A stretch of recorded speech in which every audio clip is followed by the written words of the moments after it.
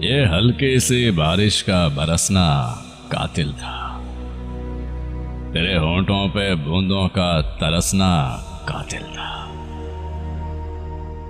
एक तरफ भीगे हुए तुम, एक तरफ गिरा हुआ झोंपड़ा मेरा। वक्त का इस मुफलिस को परखना कातिल था। जुल्फों की जिद रुखसार पे रहना और तुम आदि संवारने के। वो तेरे हाथों का बालों से उलझना कातिल था।